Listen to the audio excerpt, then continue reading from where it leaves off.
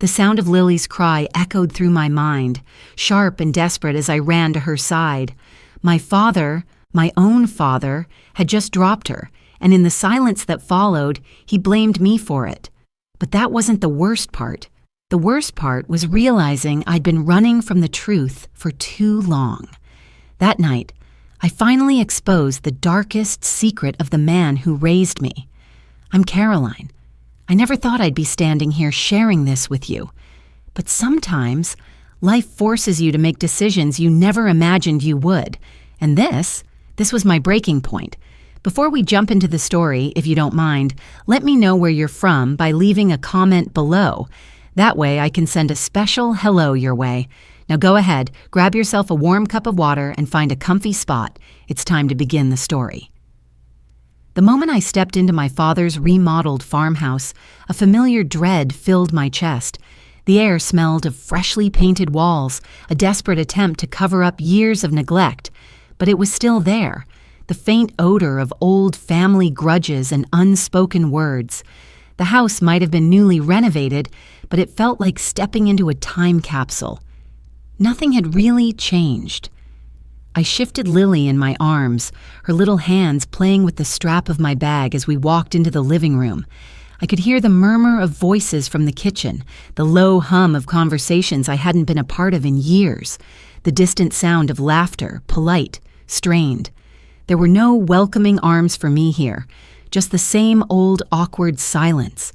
I had promised myself I was done with this family, but here I was, at yet another reunion I didn't want to attend. I took a breath, trying to steady my nerves. Lily squirmed a little, pointing at a stray balloon arch by the patio door. "Moon!" she babbled, her little voice full of excitement. She tugged at my sleeve, clearly oblivious to the tension in the room. I smiled down at her, and for a moment I almost felt at peace, but that peace was short-lived. "Late as always," my father's voice sliced through the room, sharp and dismissive. I froze, my hand tightening around Lily's small body. Peter Adams didn't even look up from the magazine he was reading. He didn't need to. His tone spoke volumes. Ellen, my stepmother, flashed a brittle smile from the corner of the room, her eyes glinting with forced sweetness. "Sweetheart, you made it," she said, her voice sickly sweet like honey mixed with venom. I could feel the bitterness bubbling up inside me, but I forced myself to smile back.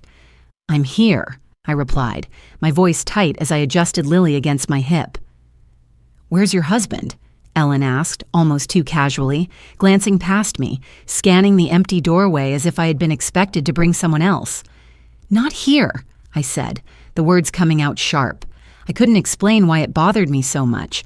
Maybe it was the way she always asked about Mark, even though I hadn't been married to him for over 2 years. Maybe it was the way she subtly tried to imply that my life, my choices, weren't good enough. But I didn't have time to dwell on it because Lily's voice broke through the silence. "Moons," she giggled, pointing at the colorful decorations. She was so full of life, so innocent to the bitterness around us. It was a reminder of what really mattered. Her smile, her happiness. I couldn't let Peter or anyone ruin that. I turned towards the patio, trying to distract myself from the silence that stretched between us. But I could feel my father's eyes on me, sharp and assessing, like he was looking for weaknesses to exploit. I hated it. I hated that it still affected me. "Could have done better," he muttered under his breath. I almost didn't hear it, but the words hit me harder than they should have. A cold weight settled in my stomach, and I felt the familiar sting of his judgment. It was the same old Peter, never satisfied, always ready to criticize. It had been like this my whole life. Lily didn't notice the tension. She tugged at my sleeve again, asking for water in her babbling toddler way. "Water, Mama!" I forced myself to smile as I reached for the plastic cup on the table beside me. I could feel the burn of my father's gaze on my back, the way his eyes followed every movement as if waiting for me to slip up. He hadn't changed. "Water," Lily repeated, louder this time, her tiny fingers curling around the edge of the cup. "Here you go, sweetheart," I said, my voice tight. Peter's smirk was all too familiar as he observed us from his place by the window. I tried not to look at him, tried to pretend his cold remarks didn't affect me, but they did. His disapproval, the way he acted like I wasn't good enough, like my life hadn't turned out the way he'd wanted, it was always there, just beneath the surface. "Could have done better," he repeated louder this time. The words felt like a punch to the gut. I held my breath, my heart sinking. I wanted to say something, anything, but I couldn't. Not here. Not with Lily watching, her innocent eyes filled with curiosity, completely unaware of the storm brewing around her. But as much as I tried to keep the peace, the words bubbled up in my throat, threatening to spill out. I wondered how much longer I could stay silent, how much longer I could pretend this was okay. Lily's laughter cut through the tension, and for a moment I let myself believe that maybe, just maybe, this family could be different. But deep down, I knew I was only fooling myself.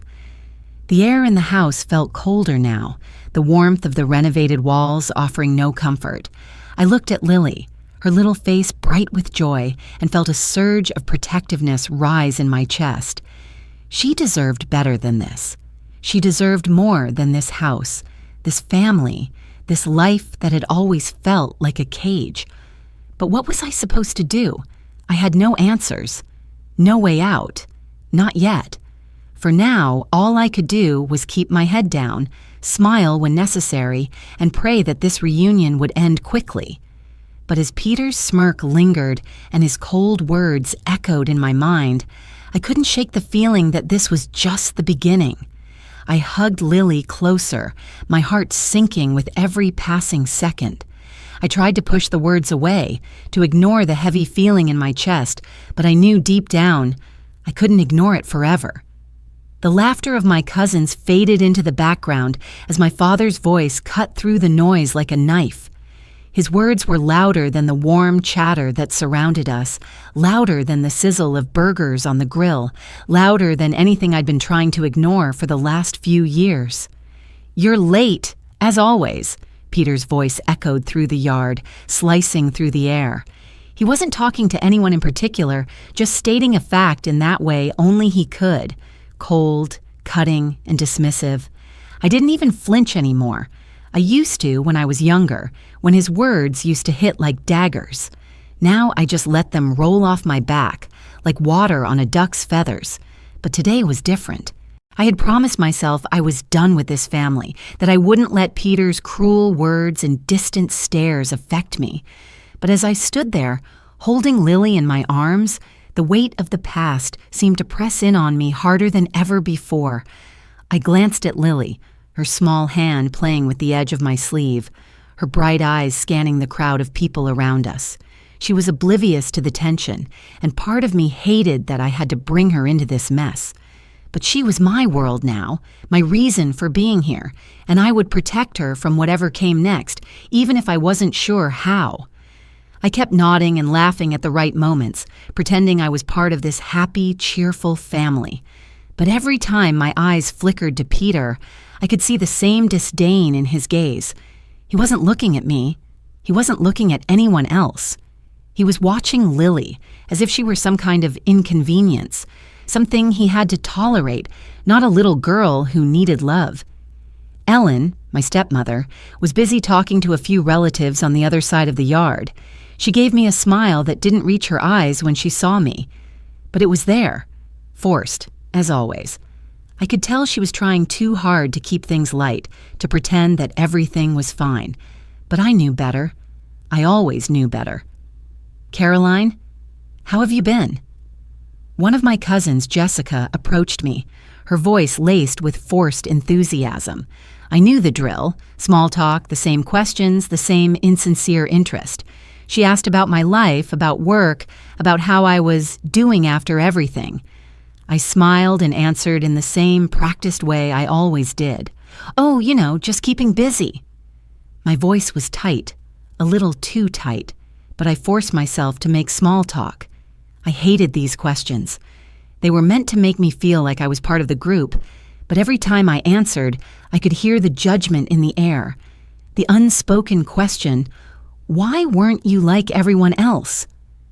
I caught sight of Peter again, standing by the barbecue, watching the flames as if they could give him answers. His eyes flicked toward Lily, then back to the grill. I couldn't help but feel the burn of his gaze on her. His disapproval was so thick I could almost taste it. He wasn't even trying to hide it. He never had to. And then, just as I thought I could make it through this family gathering without it going to hell, Peter did something that made my stomach turn.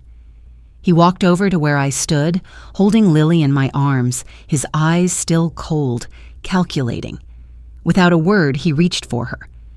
I didn't have time to react before his hands were on her, lifting her from my arms. His grip was harsh, almost mechanical, like she was some inanimate object, not his granddaughter. I felt the blood drain from my face as he pulled her toward him, his eyes still blank, as though this were just another thing to do. "Let me go, Daddy." Lily squirmed in his arms, her little hands pushing against him, clearly uncomfortable with the way he was holding her. But Peter didn't care. He just held her tighter, his grip never softening. "You need to toughen up," he said, his voice as cold as ever, though no one else seemed to hear it. Not the cousins who were laughing in the background, not Ellen who was chatting away with my aunt. "Just like your mother." I couldn't breathe. My heart raced, my palms sweating as I fought the impulse to scream. The words hit me harder than I expected. He was still doing this, still trying to tear me down, still treating me like I was nothing. And now, he was doing it to Lily. She wasn't even 2 years old, and he was already trying to make her feel small. I could feel the anger building inside me, rising like a tidal wave. But I stayed silent, just like I always had. I couldn't make a scene. Not here, not in front of the family. I couldn't let him win. But then, thud. A sickening noise echoed across the yard, and my heart stopped. Peter's hands, cold, unfeeling, let go of Lily. It happened so quickly, too quickly for me to stop it. She slipped from his arms and hit the ground with a horrible thud, her small body crashing onto the cold grass with a sound that made my stomach turn. I didn't even think. I just ran. I shoved past Peter, who stood there frozen, watching as Lily writhed on the ground, her face twisted in pain, her little hands reaching for me. I fell to my knees beside her, my breath coming in sharp gasps, and I scooped her up in my arms. She wasn't crying yet, but I could see the terror in her eyes. She was hurt. I knew it, and all I could do was hold her tight. "She's fine," Peter called after me, his voice laced with irritation, as though he had done nothing wrong. "She's just weak like her mother." I didn't even look at him. I didn't need to hear his words. I wasn't going to let him get away with this. Not this time. I hugged Lily tighter, ignoring the stares from the rest of the family. I didn't care about their judgment anymore. I didn't care about Peter's cruel words. All that mattered was Lily. She was alive. She was breathing, and I wasn't going to let anyone hurt her again. "Lily, baby," I whispered, my voice breaking. "Please, don't cry. Please be okay." But her tiny whimpers were enough to tear my heart in two. I wasn't sure how much longer I could stay silent. I wasn't sure how much longer I could pretend. As I held Lily in my arms, her fragile little body shaking with each breath, I knew something had shifted. This wasn't just about protecting her anymore. It was about making sure Peter never hurt her, or me, again. The hospital waiting room was a blur of cold fluorescent lights and anxious thoughts. I had one goal now: protect Lily, no matter what it took. The sterile walls, the constant beep of monitors, the hurried footsteps of nurses and doctors. It all felt like a bad dream, a nightmare I couldn't wake up from. The white walls closed in on me, making me feel smaller and more isolated than I had ever felt before. And all the while, I held Lily close to me, her small body trembling in my arms, her face scrunched in discomfort as she fought to stay awake. I could feel her heart beating against my chest, and I clung to the rhythm as if it was the only thing keeping me grounded in a world that felt like it was spinning out of control. The moment she hit the floor, my heart had nearly stopped. The terror that had gripped me when I saw her face twisted in pain still lingered, gnawing at my insides. "Please be okay," I whispered to her, brushing the damp hair from her forehead. Her little eyes fluttered open for a moment, and she gave me the faintest smile. I wanted to believe everything was going to be fine, but the weight of the day was too much for me to ignore. "Just a little longer, baby," I muttered, more to myself than to her. Lily let out a soft whimper and my chest tightened. I couldn't do this anymore. I couldn't pretend everything was fine, couldn't keep sweeping things under the rug. The years of silently accepting Peter's cruelty, of brushing it off for the sake of family, had come to an end. I had spent so many years avoiding confrontation, always keeping the peace, always pretending I could endure whatever he threw my way. But now, with Lily in my arms, I had no choice but to face the monster I had ignored for so long. I couldn't protect her from him, not without taking a stand. The door to the exam room opened, and the nurse appeared, her face kind but professional. She motioned for me to follow her, and I walked through the sterile hallways of the emergency room, my steps heavy, like I was dragging the weight of the world behind me. As we reached the room where Lily was to be examined, I sat down in the chair beside the bed, never letting go of her hand. I glanced down at her, her small face pale and exhausted, but her breathing steady. The doctor arrived shortly after, a middle-aged woman with glasses perched on the end of her nose. She quickly went through the motions of examining Lily, checking her vitals and making sure there was no immediate danger. After what felt like an eternity, the doctor finally looked up at me, her expression serious but gentle. "She's going to be fine," she said. "There's some bruising and we'll need to monitor her for a few hours, but there are no signs of any serious internal injuries or concussions. It's a good sign that she's responsive, but we'll keep her here for observation." I exhaled a breath I hadn't realized I was holding. The relief that washed over me was overwhelming, but it didn't erase the anger still bubbling inside me. Lily was going to be okay, physically, but emotionally, what kind of damage had been done to her? What kind of person would Peter make her think she was? His behavior had already scarred me, and now I saw the same thing happening to her. "I can't do this anymore," I whispered under my breath, my heart pounding in my chest. I left the exam room and found a small corner in the hospital waiting area, trying to clear my head. I couldn't stay silent any longer. I couldn't let him do this to us. Not again.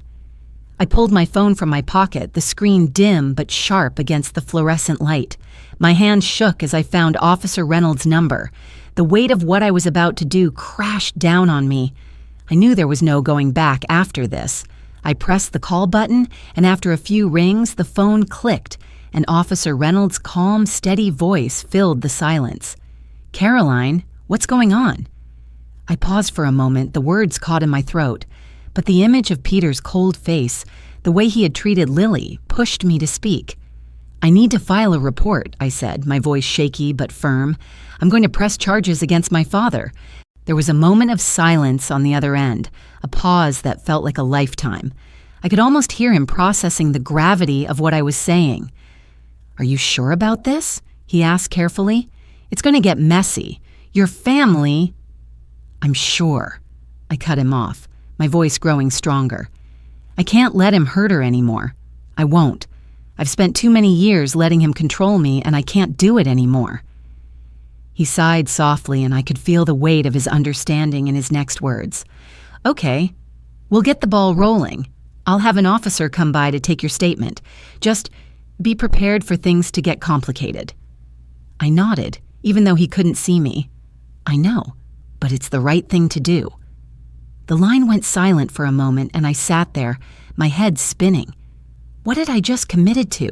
Was I really ready to take on my father, to make him face the consequences of his actions? I hung up the phone, my resolve firm, but as I looked down at Lily's sleeping face, I couldn't help but wonder what would happen next. Would my family turn against me? Would I lose everything for doing the right thing? I had crossed a line, and there was no turning back. As I sat there, holding Lily in my arms, the weight of my decision settled in. I wasn't just fighting for her now. I was fighting for me, for the woman I had to become to protect the little girl I loved more than anything. But as I looked down at her, I couldn't help but wonder what the future held. Was I ready to lose everything for this? The phone calls wouldn't stop. Each one felt like a new weight pressing down on me, but this time, I was too tired to care about what anyone thought. The ringtone seemed to echo through the walls of my small house, a constant reminder of the mess I had thrown myself into. I had never realized how much noise the world could make when you decided to stop being silent. I had always been the one who kept the peace, who kept my head down and smiled through the discomfort, but not anymore. And with every call, the pressure only grew heavier. The first call that morning had been from an unknown number, but I answered anyway, hoping for something, anything, that wasn't more judgment. But it was just the beginning of what felt like an endless loop of condemnation. "You've ruined everything, Caroline." My cousin's voice rang in my ear. "You're tearing the family apart. You don't know what you've done." I could feel the hot sting of tears welling up, but I swallowed them down. I wasn't going to cry over this anymore. Not now. I ended the call with a quick goodbye and let out a breath I hadn't realized I was holding. It wasn't the first call of this kind, and I knew it wouldn't be the last. The phone rang again, and this time it was a number I recognized, Samantha's. She was the only one who had reached out to me since everything started. The rest of my family had gone silent, leaving me to deal with the fallout alone. But Samantha, my cousin, the one who had seen everything, was still here. "Hey, it's me," her voice came through, steady but full of understanding. "How are you holding up?" I pressed the phone to my ear, letting the sound of her voice ground me. "I'm okay," I lied. Everything's a mess, Sam. I didn't expect it to be this bad." "Of course it's bad," Samantha said softly, "but you did the right thing. You protected Lily. That's what matters." The words felt like a balm on a wound that wouldn't stop bleeding. I took a deep breath and let the relief wash over me. "I don't know if I can keep doing this," I admitted. "The calls, the stares, I thought I was ready for it, but I'm not." "You don't have to do it alone," Samantha said, and I could hear the firmness in her voice. "I'm here. You've got Noah, too. We're with you, no matter what." I squeezed my eyes shut, willing the tears not to fall. For the first time in days, I felt like someone understood. Not just the fight I was in, but the cost of it. The isolation, the loneliness that threatened to swallow me whole. Before I could say anything else, my phone buzzed again. I glanced at the screen and saw Officer Reynolds' name. My heart skipped a beat. "Hello?" "Caroline." Officer Reynolds' voice came through, clear and professional. "I've got news. The investigation into your father is moving forward. We've gathered enough to start building a case. We'll need you to come in for an official statement soon." Relief flooded through me. It wasn't over, but it was a step in the right direction. For the first time in days, I felt something close to hope. "Thank you," I said, my voice tight. "I'll be there as soon as I can." The call ended, and I sat there for a moment, the weight of everything pressing on me. I had done the right thing. I knew that. But there was still a long road ahead. I wasn't sure how much more I could take, but I couldn't back down now. The phone rang again, and this time it was my mother's name flashing on the screen. My heart dropped into my stomach. I had been dreading this moment since I made the decision to go forward with the charges. She was going to beg me to back down. I knew it. I took a deep breath and answered. "Mom," I said, my voice weary. "What is it?" Her voice cracked as soon as she spoke. "Caroline, please. You don't know what you're doing. You're destroying this family, your father. He's not perfect, but he's still your father. You're making a mistake." I closed my eyes, my grip tightening around the phone. I didn't want to hear this. Not from her, not now. I'd heard it all my life. How I was wrong, how I was too much, how I was ruining everything just by being myself. "I'm not going to back down," I said, my voice firm, more firm than I thought it could be. "I'm doing this for Lily. I'm doing this for me." There was a long pause on the other end of the line, and when she spoke again, I could hear the desperation in her voice. "Caroline, please. I know your father. He's not capable of that kind of cruelty. You're blowing things out of proportion. Don't do this to your family." I shook my head even though she couldn't see me. "You don't understand. He's hurt me for years, and now he's hurting Lily. I can't just ignore it anymore. I won't." "I'm begging you, don't do this. You're throwing everything away." I could feel my resolve harden, the weight of my decision settling like an anchor in my chest. "It's already gone, Mom. Everything's already gone." I ended the call before she could say anything else, the finality of it sinking deep into my bones. My mother had always taken his side. She always would, but I couldn't live my life trying to please her anymore. I stared at the phone in my hand, my pulse pounding in my ears. Was I making a mistake? Was I willing to lose my family over this? The questions lingered, but when I looked down at Lily, sleeping peacefully on the couch, I knew I couldn't back down now. I had crossed a line, and there was no turning back. As I stared at Lily's sleeping face, the fear of what was to come bubbled up inside me. I had made my choice, but I didn't know what the consequences would be. Would my family ever forgive me? Would I lose everything I had left? For every message of hate, there was a quiet voice of support, reminding me that I wasn't alone in this fight, even when it felt like I was. I'd never realized how loud silence could be until now. The world seemed to hum with the quiet buzz of judgment and gossip, as though every whisper carried the weight of the decision I had made. But there were moments, fleeting as they were, when I could hear the voices of those who stood with me. Those were the voices that kept me going. It was a gray afternoon when I walked into Ashwood's local diner, a small, homely place that felt like a safe haven amidst the chaos. The smell of fresh coffee and sizzling bacon greeted me as I stepped inside, but the warmth of the diner did little to quell the heaviness in my chest. I slid into the booth, where Noah and Samantha were already waiting, their faces more serious than I had ever seen them.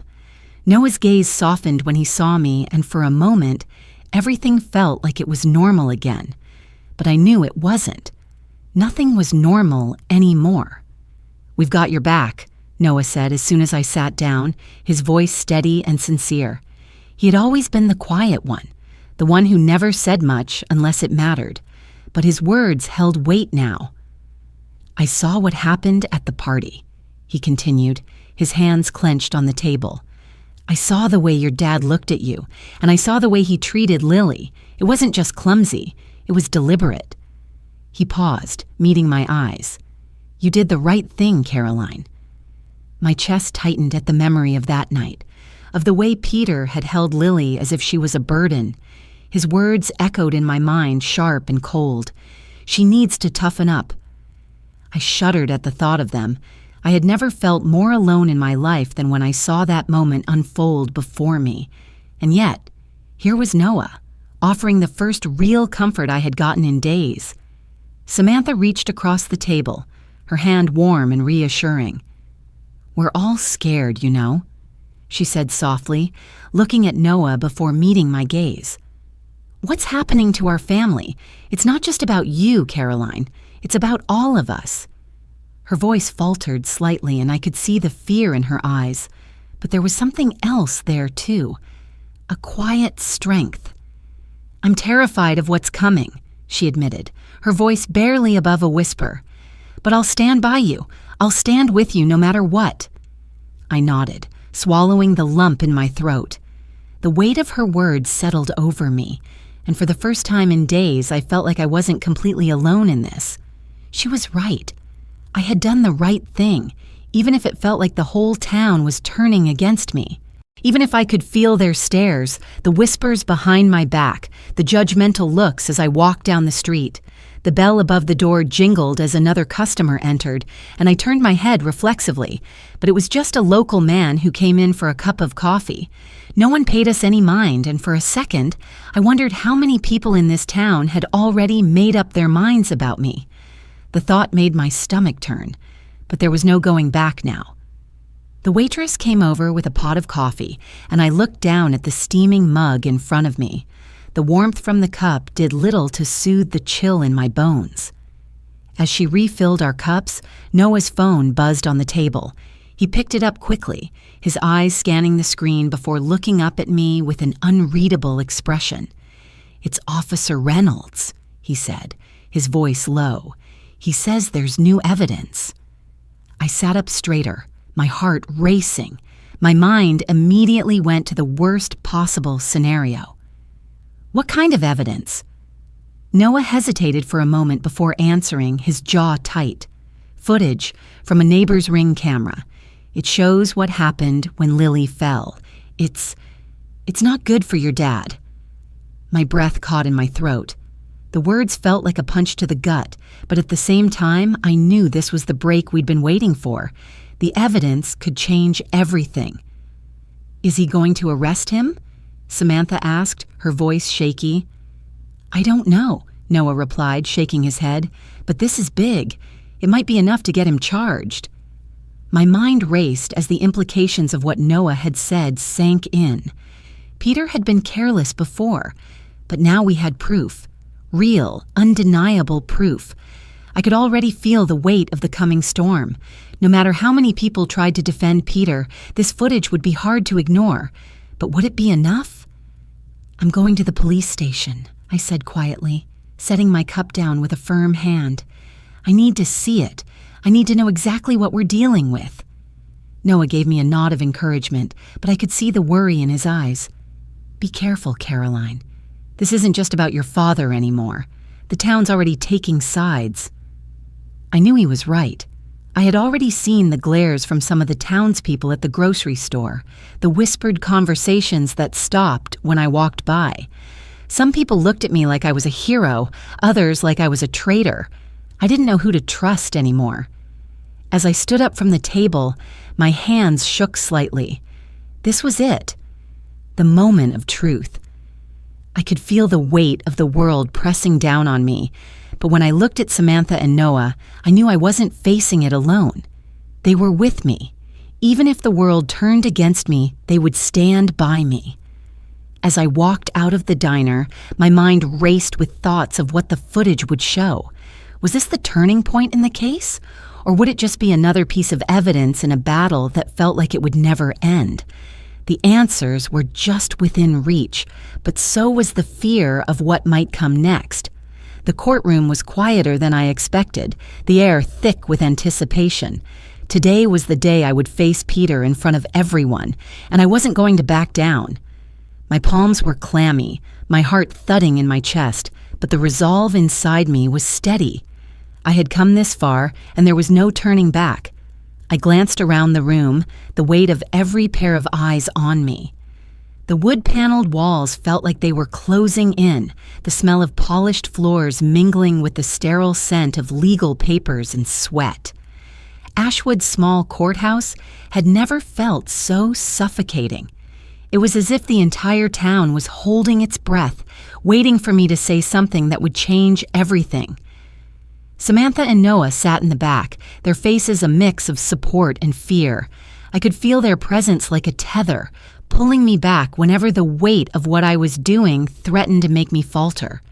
But when I looked at them, I knew I wasn't alone. They were in this with me. We were in this together. I hadn't expected it to feel like this. I thought this moment would feel like victory, like I'd finally taken control of my life, that the moment I stepped into the courtroom, it would all fall into place. But as I sat there, waiting for the trial to begin, I realized it wasn't about winning. It was about exposing the truth. Peter's lawyer was the first to speak, his voice smooth and practiced. He laid out his opening statement with all the confidence in the world, painting a picture of a father who only wanted what was best for his family, a family torn apart by lies and misunderstandings. The words were like daggers, aimed at me, at my integrity. He called me a vindictive daughter, someone with an axe to grind. My blood boiled, but I stayed silent, focusing on the sound of my own breathing to calm my nerves. But when my lawyer stood up to speak, I felt a surge of relief. The words were simple yet powerful. She laid out the evidence: Lily's medical records, the video footage, Samantha and Noah's testimonies. She didn't flinch, didn't hesitate. The truth was being spoken for the first time in so long, and I didn't feel so alone anymore. Samantha and Noah took the stand one by one, each recounting their versions of the events from the family gathering. Their words backed up everything I had said, giving voice to the truth I had tried so hard to bury all these years. And with every word, I felt a weight lift off my shoulders. There were still people who cared, people who saw me, people who believed me. Then it was my turn. I took a deep breath and stood, my legs trembling slightly as I walked to the witness stand. The moment I sat down, I could feel Peter's eyes on me. His gaze was cold, calculating. I refused to meet it. I wasn't here to face him. I was here to tell the truth. I began with the night of the party, telling the court exactly what had happened. I spoke about Peter's cold demeanor, how he had looked at Lily as though she was an inconvenience, a mistake he had to tolerate. I described how he had handled her like a rag doll, careless and dismissive. My voice shook at times, but I forced myself to keep going. I couldn't afford to stop, not now. When I reached the part about Lily falling, my heart ached. I recounted how Peter had let go of her, how she had hit the ground with a sickening thud, and how the room had gone silent. I had to swallow the lump in my throat as I spoke, but I didn't let myself break. I couldn't. Not in front of everyone. Not in front of him. Peter's lawyer tried to discredit me, of course, twisting my words and suggesting I was exaggerating, but I stood my ground. The truth was on my side, and it didn't matter how much they tried to tear me down. I wouldn't let them. And then Peter took the stand. His arrogance filled the room as he strutted to the witness stand, his face a mask of feigned innocence. He denied everything. He claimed that I was simply trying to ruin his life, that I was a bitter daughter out to destroy him. He tried to turn the tables, accusing me of being the one who had hurt Lily. His words were like venom, but they didn't sting as much as they used to. Not anymore. He didn't even flinch when the footage of Lily's fall was shown on the screen, the camera capturing every moment. It was clear as day, and yet Peter sat there, trying to act like nothing had happened. His behavior was almost comical, how he tried to maintain the facade of the loving father when everyone could see the truth. The judge didn't seem impressed either, her face unreadable as she listened to Peter's defense. I could tell that the evidence was weighing on her, but there was still that moment of uncertainty in the air. Would it be enough? Would the truth win out? The session was called to a brief recess, and as I sat there, waiting for the judge to return, my heart pounded in my chest. I had done everything I could. I had told the truth, and I had faced the monster I had run from for so many years. But as I sat in the silence of the courtroom, I felt the weight of what came next, the waiting, the unknown. What would the judge decide? Would Peter be held accountable for his actions, or would he find a way to escape once again? The thought twisted in my stomach, but I knew there was nothing more I could do but wait. As I sat in the stillness, the tension in the air thick and heavy, I couldn't help but wonder what would happen when the judge returned. Would the truth be enough? Or would Peter's lies win once again? As I walked away from the courthouse, the weight of everything still heavy in my chest, I realized that the true victory wasn't the verdict or the support I received, but the strength I found within myself. For so long, I had let fear dictate my actions, but today, I chose courage. It's in these moments of pain and struggle that we find our true power, when we decide to protect those we love, no matter the cost. If we can learn anything from this journey, it's that love, even in its quietest forms, has the power to heal. When we open our hearts and speak the truth, we not only change our own lives, but those of the people around us. Family is not just blood, it's the trust we build with each other. We don't have to fight alone, and together we can overcome even the darkest moments. If this story touched you, I invite you to share your thoughts or reflections. Sometimes it's the stories we connect with that help us heal